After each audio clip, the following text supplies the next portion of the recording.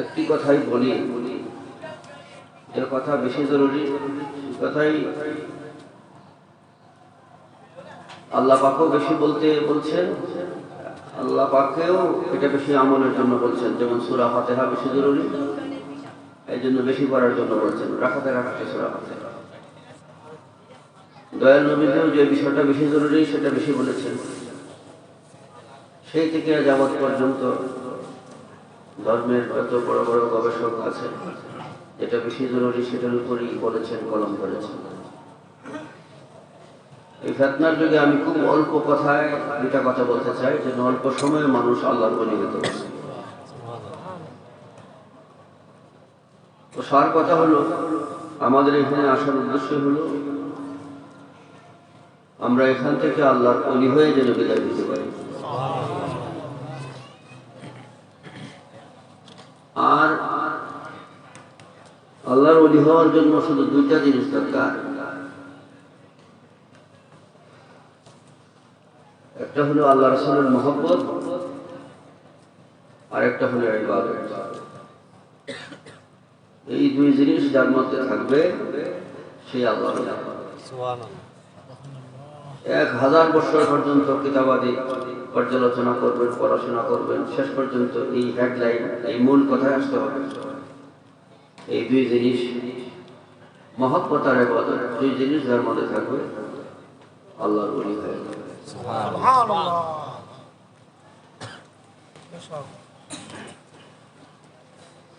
লা ইলাহা ইল্লাল্লাহ মুহাম্মাদুর রাসূলুল্লাহ সাল্লাল্লাহু তাআলা আলাইহি ওয়াসাল্লাম,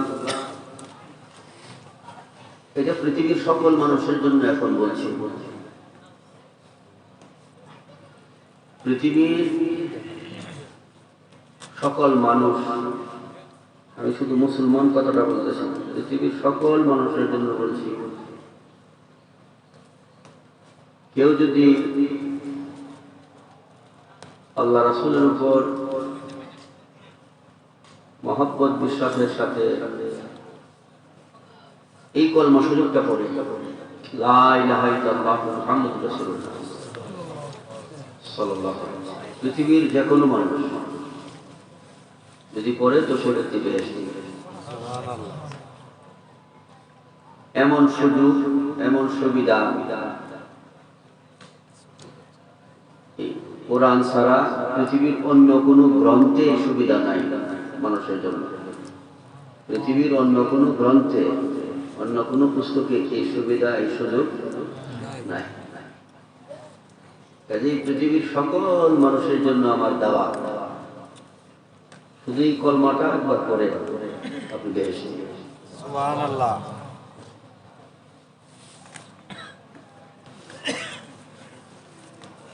পৃথিবীর সকল ভাইদেরকে বলছি, সকল মানুষকে বলছি, লা ইলাহা ইল্লাল্লাহ মুহাম্মাদুর রাসূলুল্লাহ সাল্লাল্লাহু আলাইহি ওয়াসাল্লাম, আল্লাহ এক, আল্লাহর সাথে কোনো শরীক নাই, মুহাম্মদ সাল্লাল্লাহু তাআলা আলাইহি ওয়া আলিহি ওয়া তাসলিম, আল্লাহ পাকের প্রিয় রাসূল।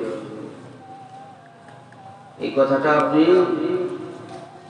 একবার পড়ুন আরবিতে, যে লা ইলাহা ইল্লাল্লাহ মুহাম্মাদুর রাসূলুল্লাহ, আপনি বেহেশতে। আপনাকে কবরের আযাব, দুজকের আযাব, এগুলোর দুশ্চিন্তা করতে হবে, আপনি বেহেশতে চলে যাবেন। এটা সকল মানুষের জন্য একটা সুসংবাদ। এখন আমার মুসলিম মুমিন ভাইদের প্রতি লক্ষ্য করে বলছি,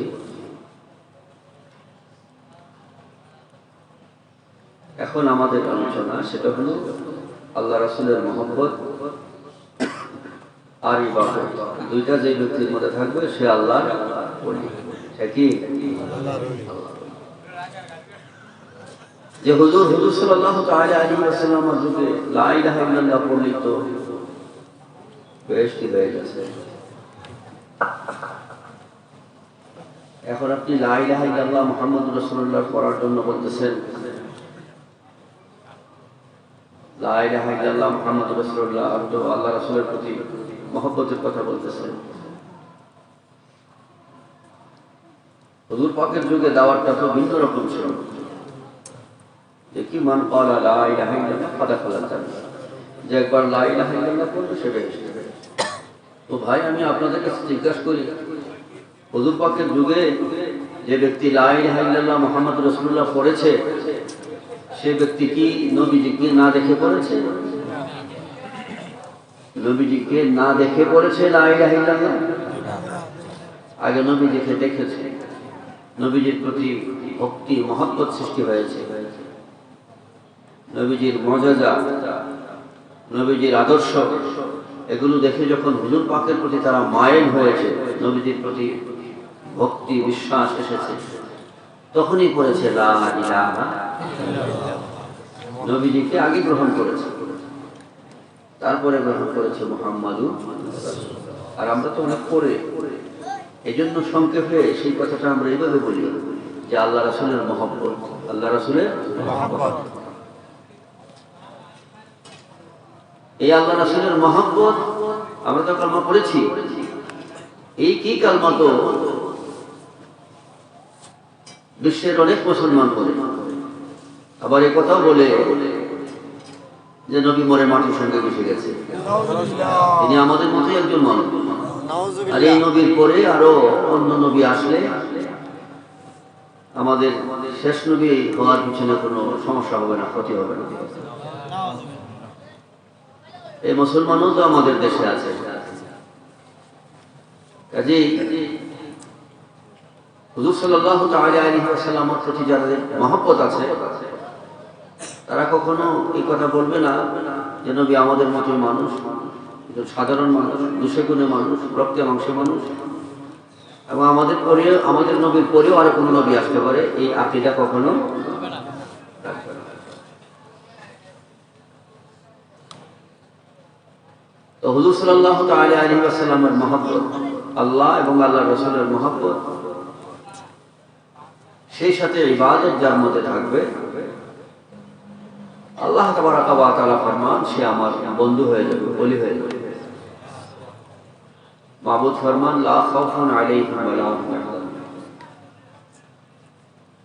এই আল্লাহ রাসূলের মহব্বত আর ইবাদত যার মধ্যে থাকবে, তাদের কবর হাসরে কোনো ভয় থাকবে না, দুশ্চিন্তা থাকবে না। আমি আল্লাহর ওলি হয়ে জিন্দেগি করবে, ওলি হয়ে কবরে যাবে, কবর বেহেশতের বাগান হয়ে যাবে। সুবহানাল্লাহ। তো মহব্বত থাকতে হবে কার? আল্লাহ রাসূলের মহব্বত। এমন মহব্বত থাকতে হবে যে মহব্বতের মধ্যে কোনো ধরনের বিয়াদবি ইসলামী থাকবে না। আল্লাহ রাসূলের শানে কোনো বিয়াদবি ইসলামী থাকবে না, সেই সাথে সাধ্যমতো ইবাদত। তো ইবাদত, আমরা মানুষ মহব্বত আর ইবাদত করেও অনেক সময় আমাদের গুনাহ হয়ে যায়, গুনাহ করে ফেলি। এখন গুনার কারণে এই যে আল্লাহ পাক বলছেন যে মহব্বত আর ইবাদত যার মধ্যে থাকবে সে ওলি হয়ে যাবে, ঘটনাক্রমে যদি শয়তানের প্ররোচনায় ওয়াসওয়াসায় গুনাহ হয়ে যায়, তাহলে বেলায়েত নষ্ট হয়ে যাবে কিনা, অলিত্ব নষ্ট হয়ে যাবে কিনা, আল্লাহর সঙ্গে যে একটা বেলায়েতের সম্পর্ক হইল এটা নষ্ট হয়ে যাবে কিনা। আল্লাহ পাক বলতেছেন যে না হে আমার বান্দা,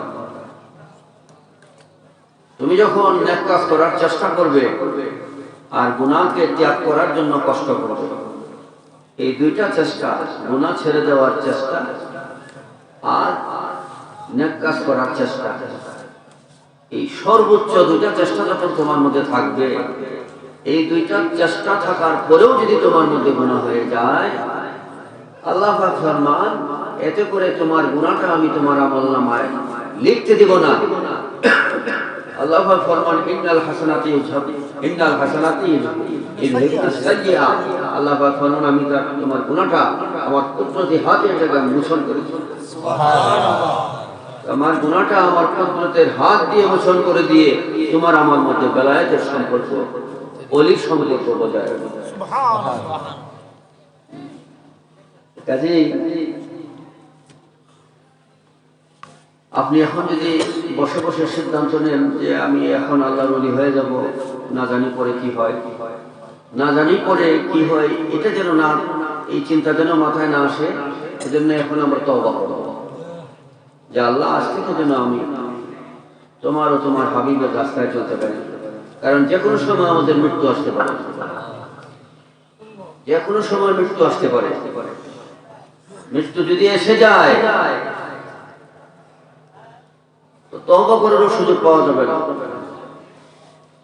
কাজেই প্রতিটা মুসলমানের প্রয়োজন দৈনন্দিন তওবা করা, প্রত্যহ তওবা করা, প্রতিদিন তওবা করা। আর বিল খুসুস এটা একটা বেহেশতের বাগান। এখানে বসে যখন আমরা তওবা করব যে আল্লাহ আজ থেকে আমি তোমার ও তোমার হাবিবের রঙে রঙিন হয়ে জিন্দেগি অতিক্রম করব, সুদ ঘুষ মিথ্যা গীবত চুগলখড়ি ধোঁকাবাজি অন্যের হক নষ্ট করা ইত্যাদি থেকে নিজেকে হেফাজত করব, শরীয়তের বিধান মাফিক আমার জীবন পরিচালিত করব। এই নিয়ত করে যখন আমরা এখান থেকে উঠবো, পাকা যখন একটা নিয়ত থাকবে তখন আমাদের কর্মগুলো অনেক সহজ হয়ে যাবে। আল্লাহ তাবারাকা ওয়া তাআলা যেন আমাদেরকে এই পথের উপর কায়েম থাকার তৌফিক দান করে করি। আমিন। একটু দুরূদ শরীফ পড়ি। সাল্লাল্লাহু আলাইহি হাবিবাল্লাহ আলাইকুম সালাম রাসূলুল্লাহ আলাইকুম সালাম ইয়া হাবিবাল্লাহ মুহাম্মদ মুস্তাফা নূরুন আলা নূর হাবিবে কিবরিয়া সরতা কদম নূর সালাতুন ইয়া রাসূলুল্লাহ আলাইকুম সালামুন ইয়া হাবিবাল্লাহ আলাইকুম সালাতুন ইয়া রাসূলুল্লাহ আলাইকুম সালামুন ইয়া হাবিবাল্লাহ। মানুষ কেন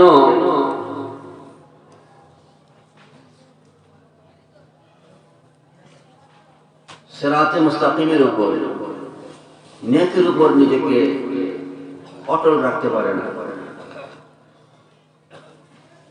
অনেক সময় চিন্তা করে যে আমাকে তো মরতে হবে, কখন জানি মালাকুল মউত এসে যায়, কখনো চলে যেতে হয়। আমি যদি এখন কিছু কামাই না করি কবরে আমি কি জবাব দিব, এটা ভাবে। ভাইবা অনেক সময় প্রস্তুতি নেই যে না এখন আমি ভালো করেই চলবো। কিছুদিন পর আবার তার সেই প্রস্তুতিটা যেন ভেঙে যায়, প্রতিমধ্যে সে অ্যাক্সিডেন্ট করে আবার সে আগের মতো হয়ে যায়। এরকম হয় কি? এই জন্য আমি একটা কথা বলবো যে মানুষের এই অবস্থাগুলো তৈরির পিছনে একটা বড় কারণ হলো গুনাহ মানুষের অন্তরের মধ্যে বিভিন্ন ধরনের আকাঙ্ক্ষা সৃষ্টি করে, বিভিন্ন ধরনের উদ্দেশ্য সৃষ্টি করে। গুনাহ মানুষের অন্তরের মধ্যে পরিকল্পনা সৃষ্টি করে। গুনাহটা আসে করতে আল মাসিয়াতু মুখরাজুম মিনাল আইন। গুনার সৃষ্টিটা হলো, তৈরিটা হলো, যেখান থেকে গুনাহ বের হয় বা তৈরি হয় এটা হলো কোথায়? চোখ।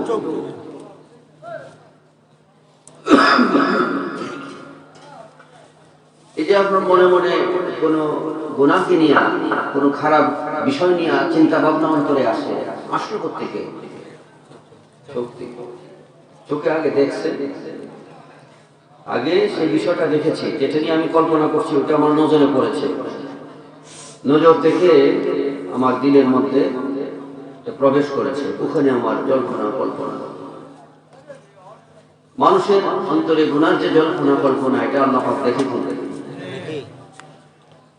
এটা তো আল্লাহ পাক দেখেন, এত ভিন্ন এই জল্পনা কল্পনাটা তখন মানুষকে ঘুরায় ফেলে, নেক কাজ থেকে তাকে সরায়। এই জন্য কোরআন শরীফে আসছে ইয়াবুদ্দুনা আবসার, মানুষ যেন তাদের চক্ষুকে কি করে, চক্ষুকে নিয়ন্ত্রণ করে। এই ক্ষেত্রে আমাদের চোখকে হেফাজত করতে হবে। প্রশ্ন হবে যে হুজুর চোখকে হেফাজতের জন্য খুব চেষ্টা করি, তারপরেও পূর্ববর্তী কিছু গুনাহের কারণে আমার মনের মধ্যে এরকম ঝড় তুফান আসে যে চেষ্টা করেও চোখ অনেক সময় কি করতে পারি না, নিয়ন্ত্রণ করতে পারি না। যেন চোখ চলেই যায় কোথাও অন্যায় কাজের দিকে, চোখ চলে যায়, আবার আমার মধ্যে পরিকল্পনা, এরকম গুনাহ সৃষ্টি হয়। ওখানেও তাসাউফের সম্রাটগণ ওখানেও তদবির দিচ্ছেন, চিকিৎসা দিচ্ছেন, এমনই হয় তাহলে হারদম জিকির করো। কি করো? দমে দমে জিকির করো। অনেক লম্বা কথা, আমি খুব ছোট্ট করে বলছি। এই বিষয়ে বিশেষজ্ঞ যারা, আত্মশুদ্ধির উপর, তাসাউফের উপর যারা গবেষণা করেন, পর্যালোচনা করেন, এই জগতে সম্রাট যারা, তারা বলতেছেন যে একটা লেখা কাগজের মধ্যে আগুন ধরায় দিলে লেখা এবং কাগজ দুটোই পুড়ে যায় এবং দুটোরই অস্তিত্ব নষ্ট হয়ে যায়। তো আম খাস সকল কিসিমের মানুষের জন্য জিকির হলো একটা নূর। জিকির কি? একটা নূর। এই জিকির যখন মানুষ জারি রাখে, জিকির যখন মানুষ একদম জিকির করতে থাকে, তখন ওই যে অন্তরের মধ্যে গুনাহের জঙ্কার, গুনাহের যে একটা প্রলেপ পড়ে গেছে, যার জন্য তার চোখকে নিয়ন্ত্রণ করতে পারে না। কারণ আল্লাহ পাক প্রথমত তাকে তদবির দিচ্ছেন যে তুমি চক্ষুকে নিয়ন্ত্রণ করো, চক্ষু হেফাজত করো। এটাও যখন পারে না, গুনাহ যখন ভারী হয়ে যায়, তখন কোনো না কোনো ভাবে আবার চোখ বিভিন্ন দিকে চলে যায়। অপারগ অবস্থায় এই তাসাউফ সম্রাটগণ বলছেন তাহলে তুমি হারদম জিকির করো। জিকির করলে যে কারণে তোমাকে নিয়ন্ত্রণ করতে পারো না, তোমাকে সেভ করতে পারো না, তোমাকে গুনাহমুক্ত করতে পারো না, সেই কারণগুলো আস্তে আস্তে কেটে যাবে, দূর হয়ে যাবে।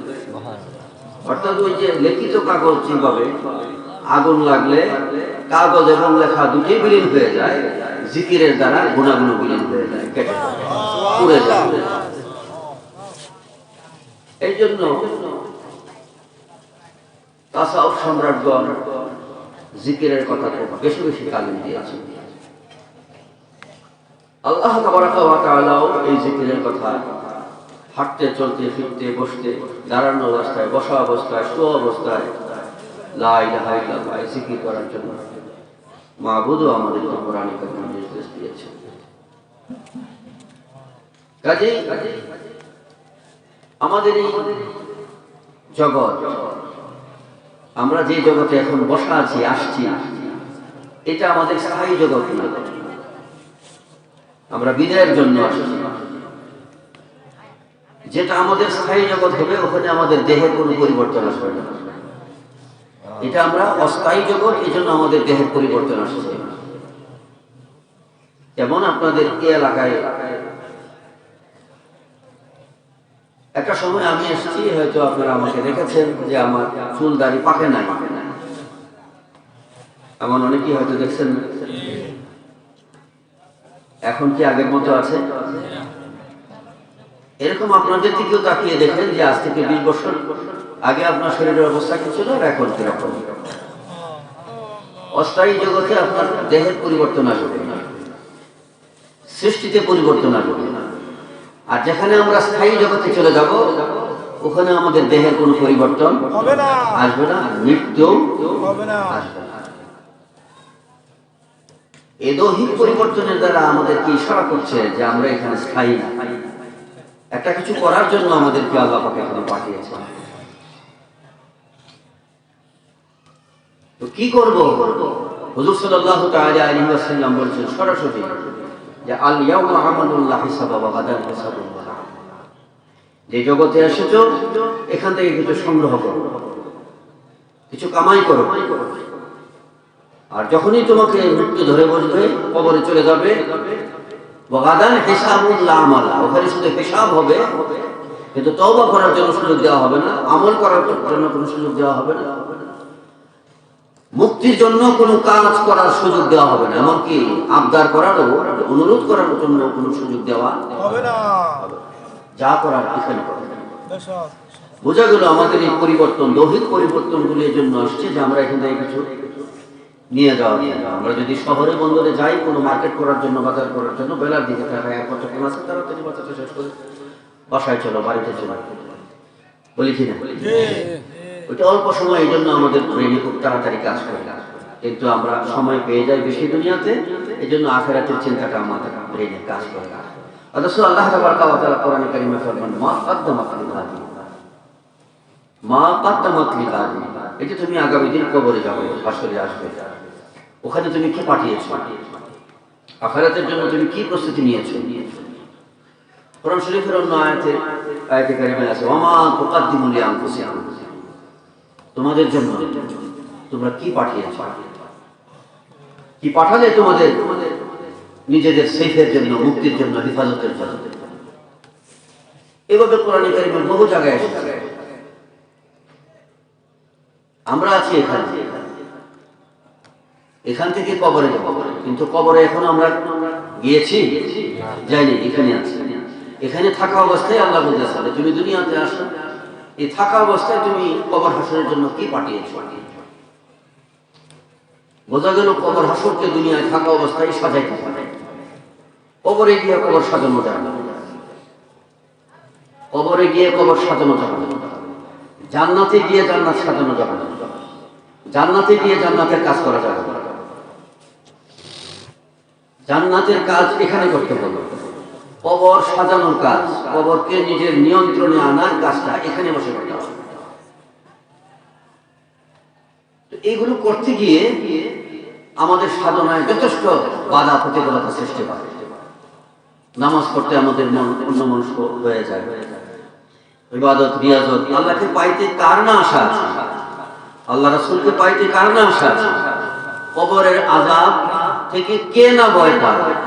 কেউ কি চায় যে আমার কবরে আযাব হোক? কেউ চায় না, সবাই বাঁচতে চায়। তারপরেও আমাদের পিছনে শয়তান এত প্ররোচনা দেয় যে আমরা একটা নিয়ত করি ভালো হয়ে চলবো, কিছুদিন পরে আবার সেই ভালো হওয়ার রাস্তাটা যেন নষ্ট হয়ে যায়। এই জন্য সহজ একটা তদবির হলো, চিকিৎসা হলো যে হাঁটতে, চলতে, ফিরতে, পাকে না পাকে সবসময় জিকির করবো। যদি জিকির আমরা কন্টিনিউ করতে পারি, দায়েম করতে পারি, জারি করতে পারি, একটা সময় দেখবেন, এবং কথাটাকে আমল করে দেখবেন যে একটা সময় আপনাকে নেক কাজ করা খুব ভালো লাগবে, জিকির করা ভালো লাগবে, নেক কাজে আপনার অবহেলা, অলসতা ইত্যাদি শয়তান আপনার থেকে দূরে থাকবে। কারণ জিকিরের দ্বারা হুজুর করিম রাউফুর রহিম ফরমান, ইযা যাকারাল্লাহ খানাসা ওয়া ইযা গাফালা ওয়াসওয়াসা, যখন জিকির করে তখন শয়তান তাকে আর ধোঁকা দিতে পারে না, তখন এই মুহূর্তে ব্যক্তি আল্লাহওয়ালা হয়ে যায়। যখন ধোঁকা দিতে পারে না, তখন এই মুহূর্তে ব্যক্তি কি হয়ে যায়? শয়তানের কাছে থাকে না। একটা মানুষের মধ্যে দুইটা ঘর আছে, হাদিস শরীফে আছে, লাহু বাইতান, তার মধ্যে দুইটা ঘর আছে। একটা ঘরের মধ্যে আছে ফেরেশতা, আর একটা ঘরের মধ্যে আছে শয়তান। তো মানুষ যখন জিকির করে তখন এই শয়তান চলে যায়, তখন আল্লাহ বান্দার খুব কাছাকাছি আসে। এই অবস্থায় আল্লাহ পাক হাদিস শরীফে ফরমান, ওয়া আনা মাআহু ইযা যাকারা, এই শয়তান বিদায় হয় আর বান্দা যখন জিকির করে তখন আমি এই বান্দার খুব কাছাকাছি চলে আসি। এই মুহূর্তে আল্লাহ পাক বান্দার খুব কাছে থাকে।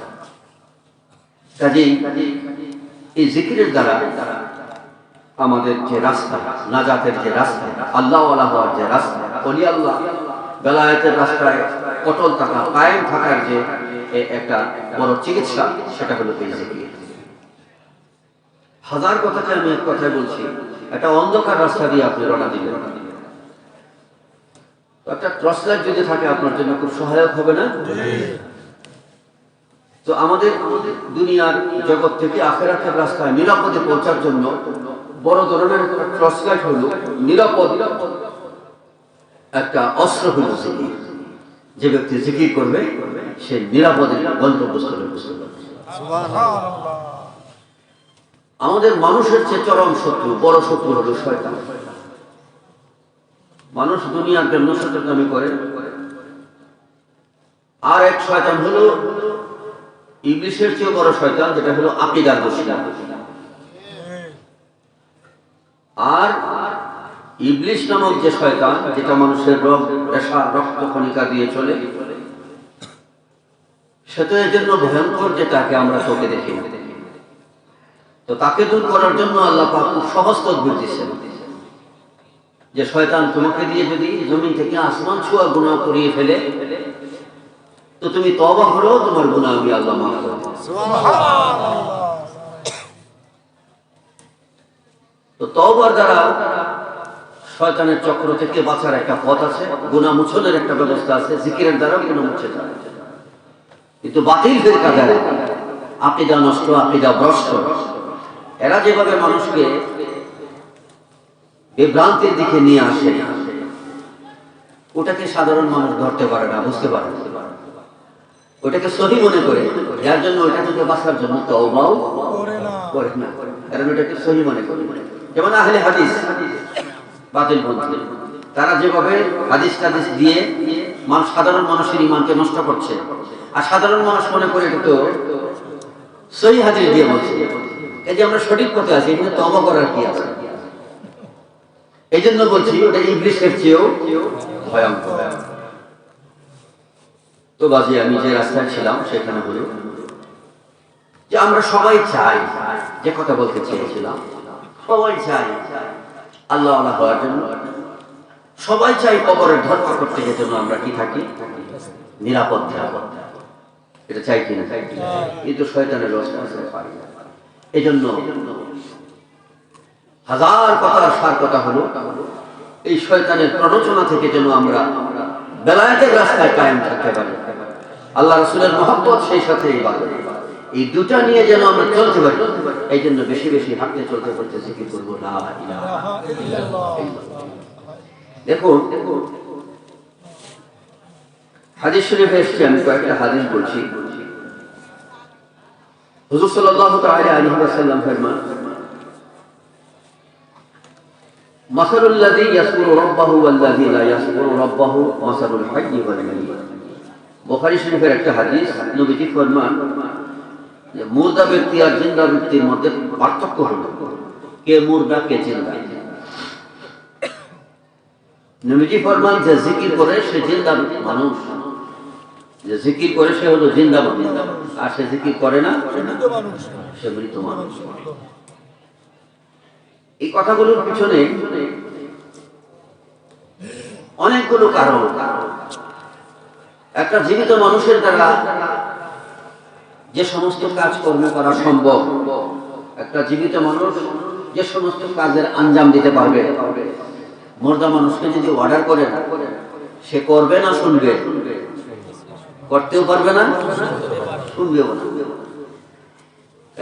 কাজেই জিন্দা মানুষ আর মুর্দা মানুষের মধ্যে শুধুমাত্র এতটুকু পার্থক্য বুঝি, একটা জিন্দা মানুষের পক্ষে যা সম্ভব, মুর্দা মানুষের পক্ষে তা কখনো সম্ভব না। জিকিরকারী ব্যক্তিকে আল্লাহ পাক কিসের সাথে তুলনা দিয়েছেন? একটা জিন্দা ব্যক্তি যে মনে যা চায় সে তা করতে পারে, আর মুর্দা ব্যক্তি যা চাইতে তো দূরের কথা, সে চোখ খুলে দেখতেও পারে না। তো যে জিকির করে না তাকে সেই মুর্দা ব্যক্তির সাথে তুলনা করা হয়েছে। কেন? একটা সতেজ গাছ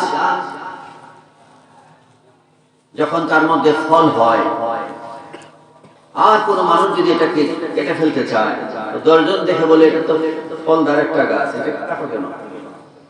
যে লাকড়ির জন্য, লাকড়ির জন্য এটা কাটো, ফলওয়ালা একটা গাছ, বলে না? লাকড়ির জন্য, লাকড়ির ফল ছাড়া অনেক গাছ আছে, এগুলি সাধারণত মানুষ কি করে, লাকড়ি হিসেবে ব্যবহার করে।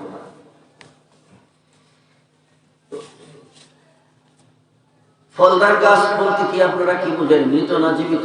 জীবিত। এই জন্য এটার প্রতি মানুষের একটা সজাগ সচেতনতা থাকে। তো আল্লাহ তাবারাক ওয়া তাআলা হুজুর সাল্লাল্লাহু তাআলা আলাইহি ওয়া আলিহি ওয়া তাসলিম ফরমান, আল্লাহ পাকের হাবিব ফরমান যে জিকিরকারী সে হলো জিন্দা, আর যে জিকির করে না এমন ব্যক্তি হলো মুর্দা। এই জিকিরের ফজিলত বোঝাতে গিয়ে হুজুর সাল্লাল্লাহু তাআলা আলাইহি ওয়া আলিহি ওয়া তাসলিম তিরমিজি শরীফের মধ্যে একটা হাদিস নিয়ে আসছেন। নবীজি ফরমান, أن رسول الله سئل أي العباد أفضل درجة عند الله يوم القيامة قال الذاكرون الله كثيرا والذاكرات قلت يا رسول الله ومن الغازم في سبيل الله قال لو ضرب بسيفه في الكفار والمشركين حتى ينتصر ويقتضب داما لكان الذاكرون أفضل منه درجة। রাসূল সাল্লাল্লাহু তাআলা আলাইহি ওয়াসাল্লামের কাছে একজন লোক জিজ্ঞাসা করল, ইয়া রাসূলুল্লাহ, শ্রেষ্ঠ ইবাদত কোনটা? কোন ইবাদতটা সবচেয়ে শ্রেষ্ঠ, উত্তম ইবাদত? তো হুজুর সাল্লাল্লাহু তাআলা আলাইহি ওয়াসাল্লাম ফরমান যে পুরুষ হোক আর মহিলা হোক, মেয়ে হোক আর পুরুষ হোক, যদি জিকির করে তো জিকির হলো সকল ইবাদতের মধ্যে শ্রেষ্ঠ একটা ইবাদত। এই জিকির সকল ইবাদতের মধ্যে কি শ্রেষ্ঠ ইবাদত? নবীজি জবাব দিলেন।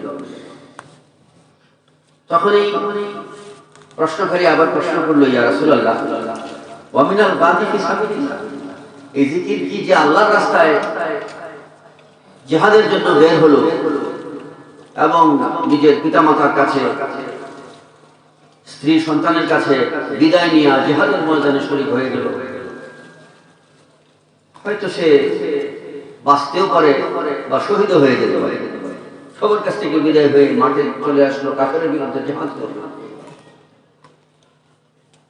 তো জিহাদ করলো এমন গাজী যে হাজারো মুশরিককে পরাস্ত করে ফিরে আসলো, যুদ্ধের ময়দানে সকলের কাছ থেকে বিদায় নিয়ে যুদ্ধের ময়দানে হাজির হলো এবং গাজী হলো, এমন ব্যক্তির চেয়েও কি জিকিরকারীর মর্যাদা বেশি? তো হুজুর সাল্লাল্লাহু তাআলা আলাইহি ওয়াসাল্লাম জবাব দেন, লাউ দারাবা বিনাফসিহি ফিল কুফার ওয়াল মুশরিকিন, যে কোন জিহাদকারী জিহাদ করতে করতে, কাফেরদের বিরুদ্ধে জিহাদ করতে করতে এই জিহাদকারীর তরবারিটা ভেঙে গেছে, কাফেরদের বিরুদ্ধে, মুশরিকদের বিরুদ্ধে যুদ্ধ করতে করতে এক পর্যায়ে তার তরবারিটা ভেঙে গেছে এবং রক্তাক্ত হয়ে এই জিহাদকারী শরীরেও কি হয়ে গেছে? রক্তাক্ত হয়ে গেছে। এই রক্তাক্ত ব্যক্তি, এই ভাঙ্গা তরবারিওয়ালা যে জিহাদের ময়দানে সবার কাছ থেকে বিদায় নিয়ে হাজির হয়েছে এবং জিহাদ করে করে তার তরবারি ভেঙে গিয়েছে এবং সে নিজে রক্তাক্ত হয়েছে, এই এমন ব্যক্তির চেয়েও জিকিরকারীর ফজিলত বেশি। সুবহানাল্লাহ, নারে তাকবীর, আল্লাহু নারে রিসালাত, আহলে সুন্নাত ওয়াল জামাত জিন্দাবাদ জিন্দাবাদ। হযরত মুআজ বিন জাবাল রাদিয়াল্লাহু তাআলা আনহু, যিনি একটা লকব হলো, উপাধি হলো ইমামুল ফুকাহা। তিনি কি বলা হয়? ইমামুল ফুকাহা, ফকিহগণের ইমাম। মুআজ বিন জাবাল রাদিয়াল্লাহু তাআলা আনহুকে যখন ইয়ামানে পাঠানো হয়েছিল গভর্নর হিসেবে, তখন হুজুর সাল্লাল্লাহু তাআলা আলাইহি ওয়াসাল্লাম কিছু ওসিয়ত করেছিলেন যে তুমি কোন সমস্যার সামনে আসলে কি দিয়ে সমাধান করবে। তখন হুজুর সাল্লাল্লাহু তাআলা আলাইহি ওয়াসাল্লাম হযরত মুআজ বিন জাবালকে জিজ্ঞাসা করছিলেন যে তুমি কিভাবে সমাধান করবে। তখন তিনি জবাব দিয়েছিলেন, ইয়া রাসূলুল্লাহ, আমি কোরআন দিয়ে সমাধান করব, তারপর হাদিস দিয়ে, আপনার বাণী দিয়ে সমাধান করব। তো নবীজি বললেন, কোরআন আর হাদিসের পরে কি দিয়ে সমাধান করবে? এটা যদি তুমি কোরআন হাদিস দিয়ে যথেষ্টভাবে তুমি উপস্থিত সমস্যা সমাধান করতে না পারো, তখন কি দিয়ে করবে? তখন তিনি জবাব দিলেন, আমি কোরআন এবং হাদিসের এই দুইটা সমন্বয় করে চিন্তা গবেষণা করে আমি ফয়সালা বের করব। এভাবেই তিনি জিন্দেগি করেছেন, ফয়সালা দিয়েছেন। তদ্ভিন্ন বিভিন্ন কারণে তিনি কি ইমামুল ফুকাহা বলা হয়। তিনি বলতেছেন মা শাইউন আনজা মিন আযাবিল্লাহ মিন যিকরিল্লাহ, মা শাইউন আনজা মিন আযাবিল্লাহ মিন যিকরিল্লাহ। জিকির সম্পর্কে বলতেছে যে আমল জগতের মধ্যে শ্রেষ্ঠ আমল হলো যে দ্রুত মানুষকে কবরের আযাব থেকে সেভ করতে পারে, হেফাজত করতে পারে, এরকম একটা শ্রেষ্ঠ বেনজির আমল হলো জিকির।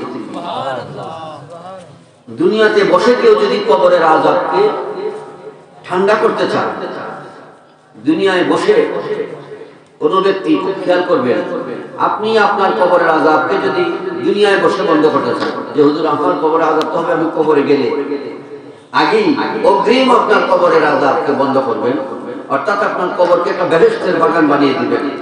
এটা যদি আপনি চান তো হাদিস শরীফে আসছে যে আপনি বেশি বেশি জিকির করুন, সুবহানাল্লাহ, কবর আপনার অনুকূল হয়ে যাবে, কবর বেহেশতের বাগান হয়ে যাবে। সুবহানাল্লাহ। এই লাশকে যখন কবরে নেওয়া হবে আল্লাহ পাক আদেশ করবেন ফেরেশতাদেরকে তার কবরে বেহেশতের বিছানা বিছিয়ে দাও, বেহেশতের পোশাকটাকে পরিয়ে দাও। সুবহানাল্লাহ। আমরা খুব স্বাভাবিকভাবে যদি খেয়াল করি তো হাদিস শরীফে আসছে যে হুজুর সাল্লাল্লাহু তাআলা আলাইহি ওয়া আলিহি ওয়া তাসলিম ফরমান, তোমরা যদি কোনো ব্যক্তিকে কবরস্থ করো তো তার কবরকে তাড়াতাড়ি ছেড়ে দিও না, তার কবরকে দ্রুত ছেড়ে দিও না, তার কবরের পরে অপেক্ষা করো এবং ওখানে দাঁড়িয়ে দাঁড়িয়ে জিকির করো যতক্ষণ পর্যন্ত একটা উট কুরবানি করে মানুষকে বন্টন করতে সময় লাগে, ততক্ষণ সময় পর্যন্ত কি করো, জিকির করো। বোঝা গেল এই জিকিরের দ্বারা যেমনি নিজেরও উপকার হয়, অন্য ব্যক্তিও যদি কবরে যায় সে অন্য ব্যক্তির জন্য জিকির উপকার করে। শুধু নিজের জন্যই উপকার হয় না, নিজের আত্মশুদ্ধি তো হয়, নিজের কবরও বেহেশতের একটা পরিবেশ করার জন্য জিকির বড় কাজে লাগে। এবং অন্য ব্যক্তির জন্য যদি আপনি এই জিকির অন্য ব্যক্তির কবরে পারে করেন, অন্য ব্যক্তি আপনার জিকিরের দ্বারা উপকৃত হবে।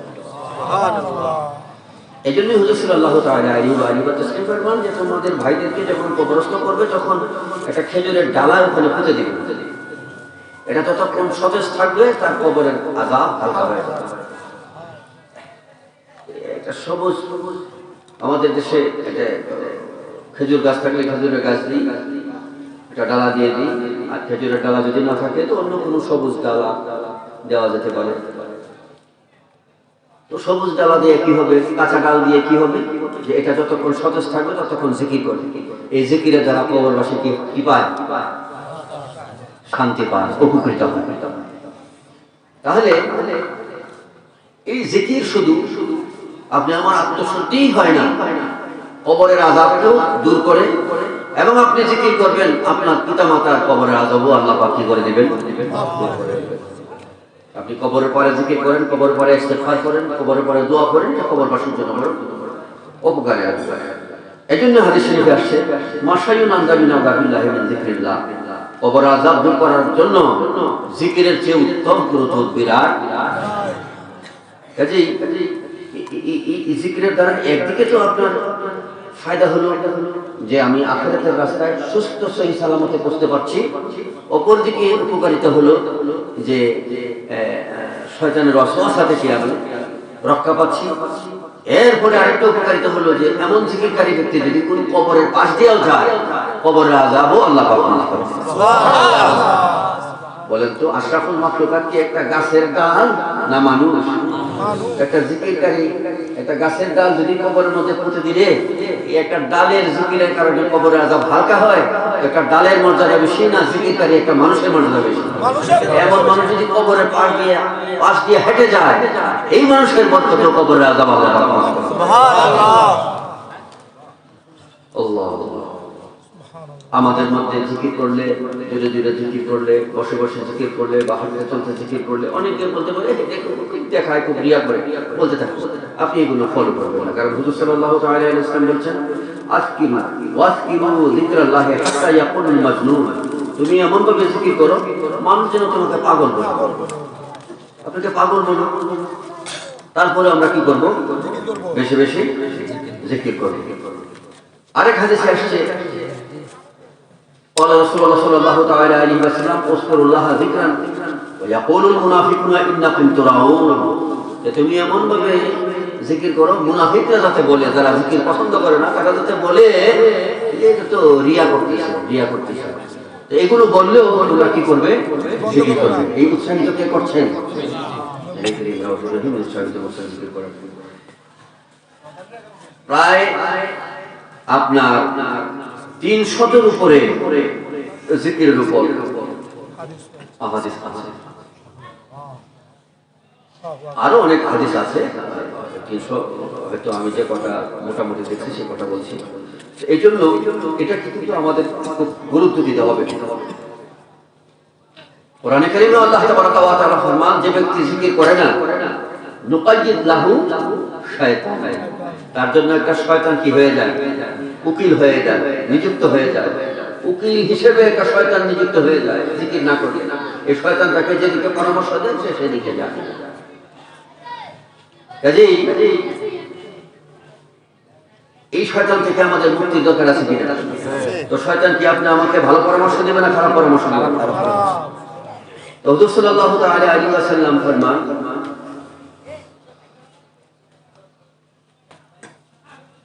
আমরা প্রায়ই একটা হাদিস শুনি, এই হাদিসটা তিরমিজি শরীফের মধ্যে আসছে, হাসান সূত্রে হাদিসটা আসছে। হুজুর সাল্লাল্লাহু তাআলা আলাইহি ওয়াসাল্লাম ফরমান, ইযা মারাতুম বিরিয়াজিল জান্নাতি ফারতাউ, নবীজি ফরমান, তোমরা যখন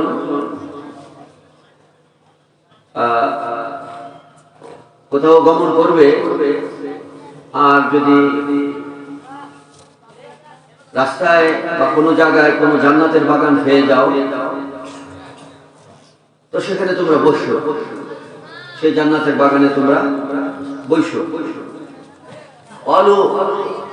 রিয়াজুল জান্নাহ, সাহাবায়ে কেরাম জিজ্ঞাসা করে, ইয়া রাসূলুল্লাহ, রিয়াজুল জান্নাহ কোনটা, বেহেশতের বাগান কোনটা?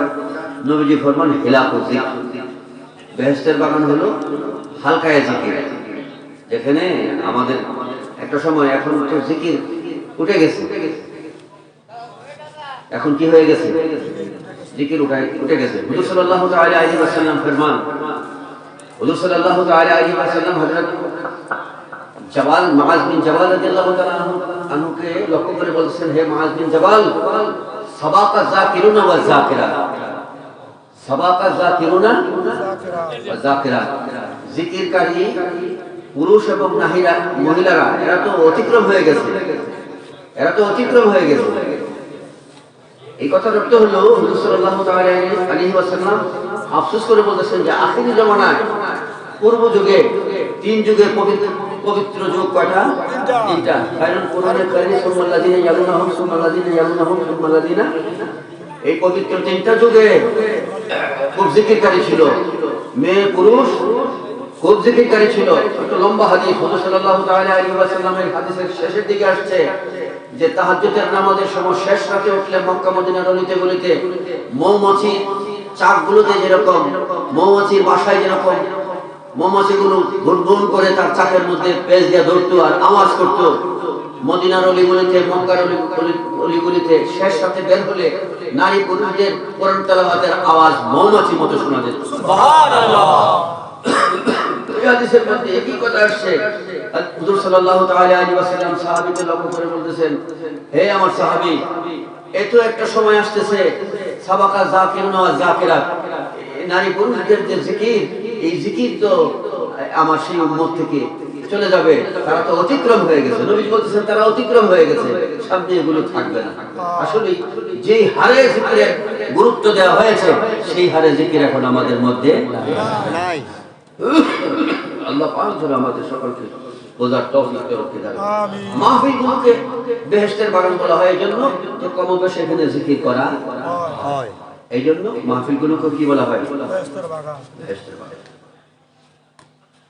হুজুর সাল্লাল্লাহু তাআলা আলাইহি ওয়া আলিহি ওয়া তাসলিমে জিকিরের প্রতি উৎসাহিত করার জন্য আরো বলেন, আখরিজু মিনান নার মান যাকারানি ইয়াওমান আও খাফানি ফি মাকামি, দুনিয়ার জমিনে যে একদিনের জন্য জিকির করেছে, আমাকে স্মরণ করেছে, জিকিরের মজলিসে বসেছে, একদিনের জন্য যে ব্যক্তি জিকির করেছে, আল্লাহ পাক হাসরের দিন অর্ডার করবেন, সে যদি জাহান্নামে গিয়ে থাকে তাকে এখনই বের করে নিয়ে আসুন। সুবহানাল্লাহ। তাকে জাহান্নাম থেকে বের করে নিয়ে আসুন। মাহবুব যেন আমাদের সকলকে বোঝার তৌফিক দান করে। আমরা সকল তরিকার ইমামগণ একটা তালিম দেয়, আমরা প্রায় বলে থাকি যে বাজে হাঁটতে চলতে ফিরতে পাকে না পাকে সবসময় জিকির করবো লা ইলাহা ইল্লাল্লাহ। এটা পবিত্র থাকি বা না থাকি যে কোনো হালে এই লা ইলাহা ইল্লাল্লাহ জিকির করবো। কেন?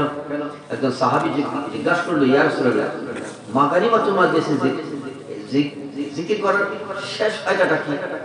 তো হুজুর পাক সে যেরকম প্রশ্ন করছে নবীজি ঠিক সেভাবে জবাবটা দিলেন যে আসলে জিকির করার শেষ উপকারিতাটা কি। একসাথে সাহাবী জানতে চাইল যে এটা শেষ ফলাফলটা কি হবে। হুজুর সাল্লাল্লাহু তাআলা আলাইহি ওয়া সাল্লাম জবাব দেন, গানিমাতুল মাজলিসে জিকির আল জান্নাহ। সুবহানাল্লাহ। নবীজি বলেন যে জিকির করবে তার সাথে শুধুই জান্নাত, তার জন্য শুধুই জান্নাত, জান্নাত তার নসিব, জান্নাত। সুবহানাল্লাহ। এদিকে এই যে হাঁটতে চলতে ফিরতে সবসময় জিকির করার জন্য যে কথাটা বলি, এই মর্মে হুজুর সাল্লাল্লাহু তাআলা আলাইহি ওয়াসাল্লাম ফরমান, ইন্নাল্লাযিনা লা তাযালু আলসিনাতুহুম রাতবাতান মিন যিকরিল্লাহ ইয়াদখুলুনাল জান্নাতা ওয়া হুম ইয়াদহাকুন। যে ব্যক্তি সবসময় হাঁটতে চলতে ফিরতে পাকে না পাকে জিকির করবে, সে জান্নাত এইভাবে জান্নাতে পৌঁছবে। অর্থাৎ জান্নাতে পৌঁছার আগে একটা ব্রিজ আছে, ফুলসেরাত, যে ফুলসেরাত এমন ভাবে অতিক্রম করবে। কোন ব্যক্তি বলেন তো? হ্যাঁ, কি অবস্থায়? হাঁটতে চলতে ফিরতে উঠতে বসতে সদায় সর্বদায় পাকে না পাকে সবসময় যে ব্যক্তি জিকির করবে, এই ব্যক্তি সম্পর্কে হাদিসে আসছে যে ইয়াদখুলুনাল জান্নাতা ওয়া হুম ইয়াদহাকুন। সে ৩০,০০০ বছরের রাস্তা অতিক্রম করবে হাসতে হাসতে, হাসতে হাসতে ৩০,০০০ বছরের রাস্তা অতিক্রম করে জান্নাতে যাবে। সুবহানাল্লাহ। এজন্য আমাদের এই কথাটা ইয়াদে রাখতে হবে, আমাদের খেয়ালে রাখতে হবে যেন আমরা সবসময় জিকির করতে পারি। আমি